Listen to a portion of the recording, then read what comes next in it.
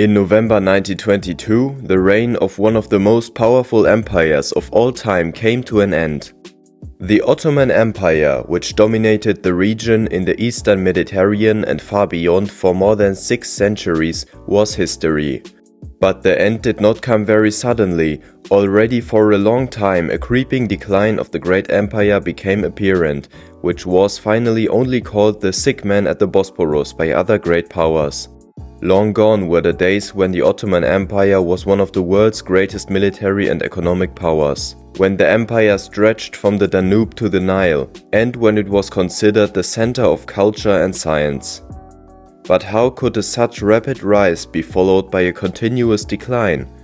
Why were the rulers unable to turn the tide, and why did the empire finally break up completely? The name of the empire goes back to the leader of the Turkish tribes in Anatolia, Osman I. This united all the local tribes, and under him and his successors the empire was able to expand steadily. One of the most glorious victories was the conquest of Constantinople, which was the capital of the Byzantine Empire for over 1000 years. The city was renamed Istanbul and became the new capital of the Ottoman Empire. It eventually served as the starting point for further campaigns of conquest, and the Ottomans were incredibly successful in this. More and more countries in the Middle East, Africa and the Balkans were conquered. The reign from Suleiman I, who ruled from 1520 to 1566, is considered the Golden Age. Not only did the empire reach its greatest territorial expansion under him, when it actually stretched to just outside Vienna. He also promoted art and science, created a unified legal system, and the empire was characterized by stability and wealth. But it was at Vienna that the Ottoman Empire also saw the limits of its ability to expand. The siege of the city failed, and a second siege in the 17th century, in which over 200,000 Ottoman soldiers were sent into the field, also failed miserably. And this second siege of Vienna is often referred to by historians as the turning point of the Ottoman Empire. It became clear that the Ottoman Empire had overstretched itself and was silently being left behind by the European powers. This was especially related to the colonization of America. The main trade routes of the world shifted from the Mediterranean to the Atlantic Ocean since the discovery of the New World, and as a result, the economic importance of the Ottomans continued to decline. And even the military, which had been so efficient in the centuries before, was only a shadow of its former self compared to the European armies. The reasons were corruption, lack of innovation, and increasing bureaucracy.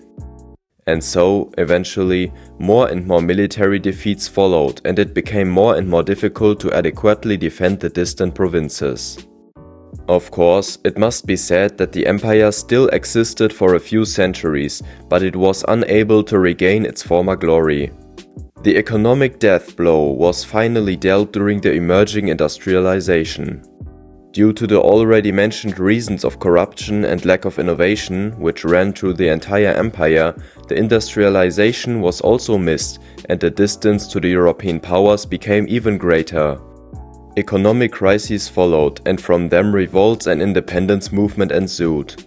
Thus, the Greeks were able to achieve independence as early as 1830. In 1878, at the Congress of Berlin, the independence of Romania, Serbia and Bulgaria was proclaimed. And in the Balkan Wars at the beginning of the 20th century, it finally lost almost all its possessions in Europe. And so we find ourselves in the First World War, which was to deal the final death blow to the Ottoman Empire. It allied itself with the Central Powers, Germany and Austria-Hungary. And as we know, it bet on the wrong horse. The result was almost 500,000 dead soldiers plus almost 4 million wounded. The empire was thus bled dry and subsequently divided between the victorious powers.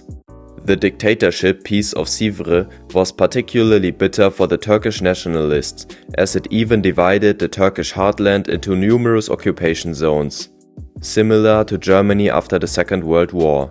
However, after the Peace Treaty, there was another war that turned the tide for the Turks once again.